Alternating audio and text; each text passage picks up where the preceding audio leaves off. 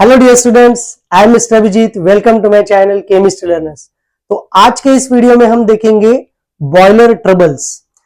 इस वीडियो में जो जानकारी आपको मिलने वाली है वो है हार्ड वाटर की वजह से जो कुछ प्रॉब्लम्स होने वाले हैं उसके ऊपर डिपेंड रहेगी। ठीक है, हार्ड वाटर हम जब यूज करते हैं industrially, domestically, there are many problems associated with it. Suppose आप बहुत ज्यादा अगर हार्ड वाटर का अगर कंजम्पशन करते हो, there may be a problem with the stomach.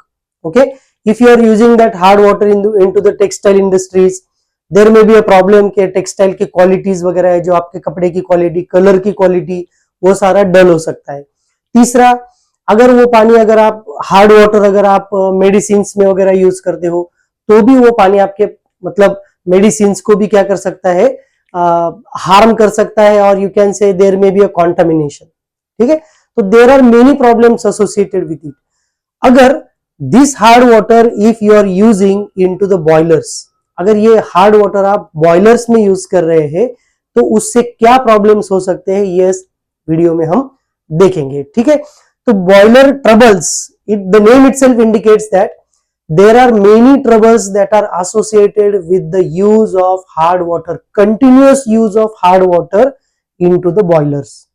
Industry में कोई भी इंडस्ट्री अगर आप कंसिडर करते हो तो 90% of industries are there, they are depends on the water, and if that water is used into the boilers, boilers में क्यों वाटर यूज करते हैं हम? To generate the electricity. Okay, electricity generate करने के लिए यूज करते हैं। बॉयलर्स हम क्यों यूज करते हैं? To get the hot water. अगर आपको किस प्रोसेस, अगर कुछ प्रोसेसेस वगैरह है जिसमें आपको हॉट वाटर लगने वाला है तो उसके लिए भी आप बॉयलर्स यूज करते हैं। Third one, you are using that boilers for getting the water vapours, या फिर है ना वाटर वेपर्स आपको वहां पे मिलेंगे, इसके लिए भी आप पानी यूज करते हैं। या फिर उसको आप स्टीम बोलते हैं ना, स्टीम जनरेट करने के लिए आप ये बॉयलर्स यूज करते हैं जिसमें आप पानी फ्लो करते हैं, उसे हम कहते हैं फीड वाटर। उसे हम क्या कहते हैं? Feed water. अगर आपका फीड वाटर हार्ड है, क्या है? हार्ड है। ये तो बेसिक आपने देखा है कि हार्ड वाटर क्या होता है? The water which contains calcium और magnesium salts. Okay, along with this there is one salt, that is sodium hydroxide, which is not present actually but which is going to form, वो भी हम इसमें देखने वाले हैं। तो कैल्शियम और मैग्नीशियम के जो प्रोमिनेंट सॉल्ट्स होते हैं उनकी वजह से बॉयलर्स में ट्रबल आता है। ट्रबल क्या आता है? ट्रबल क्या है एक्चुअली?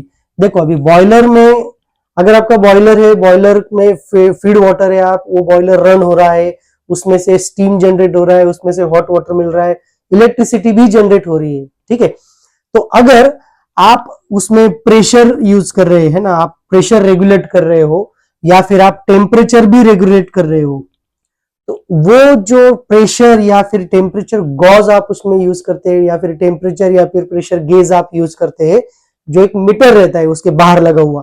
जैसे कि सपोज आपका ये बॉयलर है ना, बॉयलर के बाहर ये एक आपका मीटर लगा हुआ है जो यहाँ पे आपको क्या दिखाता है? रीडिंग्स दिखाता है। ठीक है, तो ये जो रीडिंग दिखा रहा है प्रेशर या फिर टेम्परेचर का, ये आपका फॉल्टी रीडिंग दिखाता है। क्या करता है? फॉल्टी रीडिंग दिखाता है, फॉल्टी रीडिंग। ओके, तो this is the actually boiler trouble which is associated with this. But there are 5 prominent things या फिर 5 prominent terms that we are going to see in this lecture that are related to the boiler troubles. Okay, तो चलो शुरू करते हैं कि boiler troubles में 5 ऐसी कौन सी चीजें हैं जिनके लिए जिनकी वजह से बॉयलर्स में ट्रबल आते हैं, वो कौन से सॉल्ट्स है जो उन बॉयलर ट्रबल्स के लिए रिस्पॉन्सिबल है, and how can we remove that type of troubles, या फिर how can we minimise that type of troubles that we are going to see in this lecture. ठीक है, तो चलो शुरू करते हैं। इसको मैं रफ कर देता हूं। ओके, तो सबसे पहले देखते हैं what is scale. So this is the first number of boiler trouble, that is called as scale. इसके नाम में ही है, देखो, scale is the hard material. Okay, hard material या फिर it is hard precipitate that is formed in the inner wall of the boiler. Boiler जो है आपका, बॉयलर के इनर वॉल में, या फिर मैं एक आपको ऐसा बॉयलर दिखा रहा हूं, या फिर आपको मैं ऐसी भी डायग्राम दिखा सकता हूं जिसमें हम बॉयलर के अंदर देख रहे हैं। ठीक है, तो इस बॉयलर के अंदर अगर आप देखते हो तो इसमें क्या होता है, ये हार्ड प्रेसिपिटेट है जो यहां बॉयलर के इनर वॉल में स्टक हुआ है ना, एकदम टाइटली स्टक हुआ है। दिस टाइप ऑफ हार्डनेस या फिर this type of material precipitate cannot be removed. इसको हम we cannot remove by hammering also. हम इसे हैमरिंग करके भी इसको निकाल नहीं सकते। अगर मैं चाहूं कि इसको मुझे इस स्केल को मुझे निकालना है, इस प्रेसिपिटेट को, इस ये जो एक हार्ड थिक लेयर जो बन गई है ना, इस थिक लेयर को मुझे निकालना है तो मैं इसको निकाल नहीं सकता हूं, क्योंकि it is very tightly stuck into the inner wall of the boiler. Okay, so this is the actually scale. इसे हम क्या कहते हैं, scale.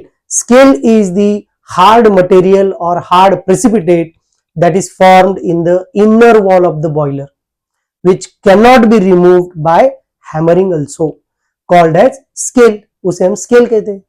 Okay, so what are the salts कि जिनके वजह से ये आपका स्केल फॉर्मेशन होता है, ये हम देखेंगे। तो सॉल्ट्स कौन से रिस्पॉन्सिबल, तो आपका जो कॉमन सॉल्ट है, कोई भी हार्ड वाटर अगर आप कंसिडर करते हो या भी आप नॉर्मल टैप वाटर अगर कंसिडर करते हो, तो उसमें कॉमन सॉल्ट जो होता है वो आपका कैल्शियम कार्बोनेट है। ठीक है, so this calcium carbonate is also responsible for the scale into the boilers. Even your calcium sulphate है ना, सल्फेट का जो कैल्शियम का सल्फेट है, that is also responsible for the scale formation into the boilers. Okay, तो हमें क्या करना है actually, how can we control this scale formation.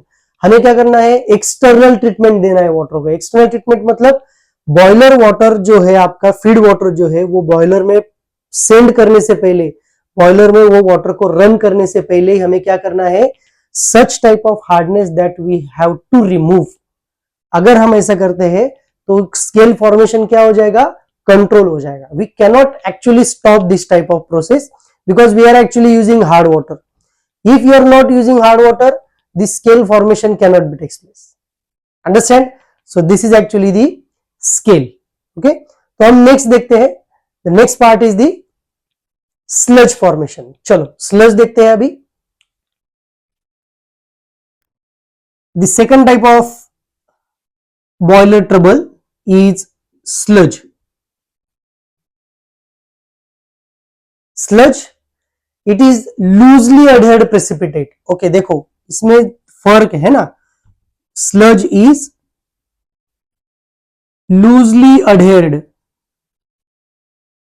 Precipitate you can say into the inner wall of the boiler. Boiler के अंदर, boiler आपका जो है इसके अंदर जो लूजली अडहेर्ड मटेरियल है ना, लूजली अडहेर्ड, इसको मैं क्या कर सकता हूं, लूजली अडहेर्ड मतलब क्या, आई कैन रिमूव दिस। मैं क्या कर सकता हूं, इसको रिमूव कर सकता हूं। मतलब मैं इसको वाइप करके भी रिमूव कर सकता हूं, या फिर मैं ब्लो डाउन प्रोसेस से भी रिमूव कर सकता हूं। If I use again suppose कुछ केमिकल्स वगैरह मैं यूज करता हूं, उससे भी मैं वॉशिंग करके इस स्लज को निकाल सकता हूं। Means this sludge can be removed, this can be removed. कैसे हम रिमूव कर सकते हैं, by blow down process. Okay, blow down process से भी हम रिमूव कर सकते हैं, या फिर we can remove this by wiping also, है ना, वाइप करके उसको, सिर्फ आप इसको क्या करना है, इसको वाइप करना है, इसको थोड़ा सा क्लीन करना है। क्लीन करने की, या फिर वाइपिंग ब्रश जो होता है ना, ब्रश यूज करके आप ब्रश यूज करके भी आप इसको निकाल सकते हैं। This is called as sludge. Okay, sludge is the loosely अडेड मटेरियल या फिर लूजली अडेड precipitate that is formed in the inner wall of the boiler. And actually ये कहां पे फॉर्म होता है, देखो ये जो स्लज फॉर्मेशन होता है ये जनरली अपर साइड है ना, बॉयलर की जो अपर साइड होती है वहां पे फॉर्म होता है, या फिर कहां पे फॉर्म होता है, जॉइंट्स, जॉइंट्स की जगह पे फॉर्म होता है, या फिर जो बॉयलर में आपके कर्व्स है ना, कर्व्स, या फिर पाइपलाइन जो है वहां पे कुछ जॉइंट्स वगैरह है, ऐसे आपकी पाइपलाइन है सपोज, है ना, तो यहाँ पे ये फॉर्म होगा, यहाँ पे आपका बॉयलर है सपोज, है ना, ये पाइपलाइन है, ये तो यहाँ पे इतना ऊपर की जगह पे ये क्या होगा, स्लज फॉर्मेशन होगा, ठीक है। या फिर अगर यहाँ पे कुछ जॉइंट है ना, यहाँ पे भी ये स्लज फॉर्मेशन हो सकता है। Understand? So this is actually the sludge. So what are the salts that are present when sludge is going to form? तो स्लज के लिए जो सॉल्ट्स है उसमें आता है आपका सबसे, सॉल्ट्स कौन से देखो अभी, salts which are responsible for sludge formation, that is your magnesium chloride. Magnesium का जो क्लोराइड है उसकी वजह से स्लज फॉर्मेशन होता है, ओके। दूसरा जो है आपका मैग्नीशियम का सल्फेट अगर होता है तो उसकी वजह से भी क्या होता है, स्लज फॉर्मेशन होता है। या फिर आपके कैल्शियम जो होते हैं, कैल्शियम का क्लोराइड है उसका प्रेसिपिटेट बन गया, या फिर कैल्शियम का सल्फेट है उसका भी प्रेसिपिटेट अगर बन गया, so that is going to form the sludge into the inner wall of the boiler, okay. How can you remove? You can remove this by blow down process, या फिर wiping, या फिर ब्रश यूज करके आप इसको निकाल सकते हैं, या फिर अगर आप एसिड यूज करते हैं, एसिड वॉश करके भी आप इसको निकाल सकते हो, ठीक है। That is called as sludge, okay. So next we will see what is the third type of boiler trouble, that is called as priming. उसे हम क्या कहते हैं, प्रीमिंग कहते हैं। तो अब मैं इसको वाइप कर देता हूं। Now third type that is called as priming, या फिर इसे कोई प्राइमिंग भी बोलते हैं, ठीक है। Priming, it is also called as wet steam. देखो इसके नाम में है वेट स्टीम, ओके। जो स्टीम जनरेट हो रही है, अगर आप बॉईल करते हैं वाटर को तो क्या होगा, स्टीम फॉर्मेशन होगा। स्टीम फॉर्मेशन जब होता है, अगर वो स्टीम वेट हो जाती है, वेट मतलब क्या, गीली हो जाती है, उसमें अगर वाटर ड्रॉपलेट्स आ जाते हैं तो उसे हम कहते हैं priming. So what is priming actually? It is the formation of wet steam, formation of wet steam due to किसकी वजह से होता है priming? Due to water level. आपका अगर water level, over water level, you can say over water level, okay. आपका जो boiling process चल रहा है, सपोज आप वाटर को बॉइल कर रहे हैं, उसमें जो आपका सडन राइज इन टेम्परेचर है ना, sudden rise in temperature of the boiler, boiler का टेम्परेचर अगर सडनली राइज हो गया, या फिर if that water contains some oily compounds, है ना, उसमें अगर कुछ ऑयली कंपाउंड्स है या फिर इंप्यूरिटीज है, सस्पेंडेड पार्टिकल्स है, उनकी वजह से क्या होता है, वेट स्टीम फॉर्मेशन होता है, या फिर इसे हम क्या कहते हैं, प्रीमिंग कहते हैं। मैं आपको एक सिंपल एक डायग्राम के तौर पे दिखाता हूं। सपोज आपके पास एक वेसल है, और इस वेसल में क्या है, आपके पास पानी है, ठीक है। इसको आप क्या कर रहे हो, बॉईल कर रहे हो, ठीक है। इसको अगर मैं बॉईल कर रहा हूं तो क्या हो रहा है, देखो इसमें, ओके चलो ठीक है। इसमें अगर मैं बॉईल कर रहा हूं तो क्या होगा, इसमें से स्टीम जनरेट होगा। अगर ये स्टीम जब जनरेट हो रही है, इस स्टीम में along with the steam is the gaseous form of the water, इसमें अगर स्टीम के साथ आपके वाटर ड्रॉपलेट्स आ जाते हैं, क्या आ जाता है, वाटर ड्रॉपलेट्स आ जाता है, तो ये स्टीम जो हो गई, ये क्या हो गई आपकी, वेट स्टीम हो गई। ये क्या हो गई आपकी, वेट स्टीम हो गई। And formation of such type of wet steam is called as priming. इसे हम क्या कहते हैं, प्रीमिंग कहते हैं। तो प्रीमिंग की वजह से क्या होता है, देखो बॉयलर जब रन हो रहा है, उसमें पानी भी रन हो रहा है, उसमें स्टीम भी जनरेट हो रहा है। While boilers are running, what happens, steam is generated, and in that steam water droplets are get thrown। water droplets क्या हो जाते हैं, उसमें फेंके जाते हैं, या फिर water droplets उसमें ऐड हो जाते हैं। उसकी वजह से वो जो स्टीम है वो वेट हो जाती है। Understand? So this is actually the formation of wet steam, that is called as priming. So what are the salts? तो कौन से सॉल्ट्स हैं जिनकी वजह से वेट स्टीम फॉर्मेशन होता है? तो ऐसे जैसे हमने देखा कि स्केल या फिर स्लज के लिए there are many salts are present, because of which the scale and sludge formation takes place. और आपका जो ये प्रीमिंग है, this priming is takes place due to the sodium chloride. अब इसमें ये आपका सोडियम जो है ये आपका हार्डनेस कॉजिंग सॉल्ट नहीं है, पर अगर आपका वाटर सॉल्टी होता है तो उसकी वजह से आपका वेट स्टीम या फिर प्रीमिंग फॉर्मेशन हो सकता है, या फिर सोडियम कार्बोनेट जो होता है Na2CO3, Na2CO3 सोडियम कार्बोनेट का फॉर्मेशन अगर होता है तो उसकी वजह से भी आपका प्रीमिंग फॉर्मेशन होता है। या फिर अगर आपके वाटर में सपोज आपके जो फीड वाटर है, आपके फीड वाटर में अगर ऑयल है या फिर अदर इंप्यूरिटीज है ना, अदर इंप्यूरिटीज, तो उनकी वजह से भी क्या होता है, प्रीमिंग होता है। ठीक है, so that is actually the concept called as priming. समझ में आ गया? ठीक है, चलो तो नेक्स्ट कंसेप्ट देखते हैं 4 नंबर का, that is called as foaming. Number 4 is foaming. Foaming, foam formation. Okay,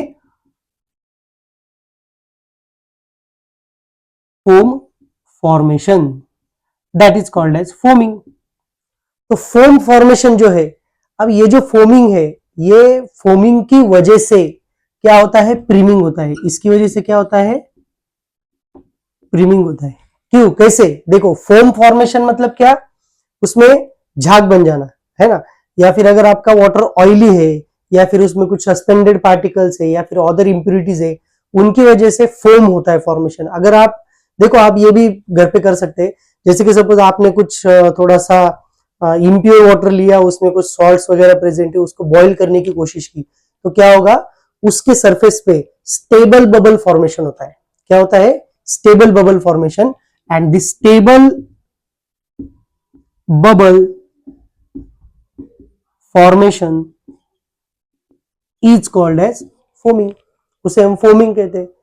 अगर आप प्योर वाटर लेते हैं, एकदम आपका जैसे कि आपका आरओ का वाटर वगैरह है, अगर वो वाटर आप लेते हो और उसको बॉईल करते हो, तो वहां आपको ये स्टेबल बबल फॉर्मेशन नहीं दिखेगा। स्टेबल बबल कहां पे फॉर्म होंगे, जिस वाटर में सॉल्ट वगैरह है या फिर उसमें कुछ इंप्यूरिटीज है, कुछ सस्पेंडेड पार्टिकल्स है, उसमें आपका स्टेबल बबल फॉर्मेशन होगा। अब क्या होगा, देखो, जैसे कि सपोज में ये एक वेसल है, इसमें पानी है ना, उसको मैंने बॉईल किया, बॉईल करने के बाद इसमें क्या बन गए, बबल्स बन गए, है ना, बबल्स बन गए। अब जब इस बबल्स ये जो बने हैं, अब ये बबल्स क्या हो जाएंगे, बर्स्ट हो जाएंगे, फूट जाएंगे, टूट जाएंगे। अब जैसे ये बबल टूट जाता है, उसमें से एक वाटर ड्रॉपलेट जो है वो स्टीम के साथ क्या होगा, चला जाएगा बॉयलर में। ओके, फीड वाटर में के साथ वो चला जाएगा। अब ये जब चला जाएगा, इसका मतलब क्या, अब ये देखो, ये पहले हमने देखा था, what is this, this is called as priming. इसे हम क्या कहते हैं, प्रीमिंग कहते हैं। तो प्रीमिंग किसकी वजह से होता है, फोमिंग की वजह से होता है। अंडरस्टैंड? अगर आपके पानी में सेम सॉल्ट्स जो मैंने इसके पहले दिए थे आपको, सोडियम क्लोराइड है या फिर सोडियम कार्बोनेट है या फिर आपके कुछ ऑयली मटेरियल उस पानी में प्रेजेंट है सपोज, तो इनकी वजह से क्या होता है, फोम फॉर्मेशन होता है। और फोम फॉर्मेशन की वजह से क्या होगा, प्रीमिंग होगा। ओके, क्योंकि स्टेबल बबल फॉर्म हो रहे हैं, that stable bubble are at some moment they are going to burst. After burst, what happens, the water droplets get thrown into the steam and this is responsible for priming into the boiler. तो ये आपका हो गया fourth वाला concept called as foaming. Understand? Foaming is the stable bubble formation on the surface of water due to the impurities present in the water or hardness present into the water due to the salts like sodium chloride, sodium carbonate or oily water called as foaming. Foaming is responsible for priming into the water. Okay, समझ में आ गया? चलो last वाला point देखते हैं, that is called as caustic embrittlement. इसको अब मैं रफ कर देता हूं।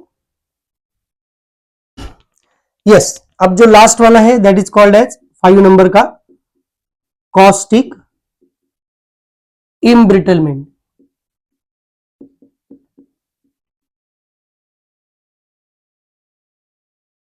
दो वर्ड्स है देखो, caustic, it is from the caustic soda, embrittlement, brittle, brittle इसे हम मराठी में कहते हैं ठिसूळ,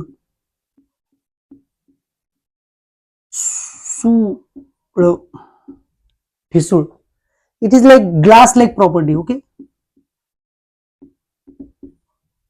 ग्लास, ग्लास जो होता है, ग्लास अगर आप कोई भी ग्लास, कांच का टुकड़ा है, उसको आप अगर आप नीचे डालते हो तो उसके छोटे छोटे टुकड़े टूट जाता है, छोटे छोटे टुकड़े में बिखर जाता है, that is called as brittleness, उसे हम क्या कहते हैं, ब्रिटलनेस कहते हैं।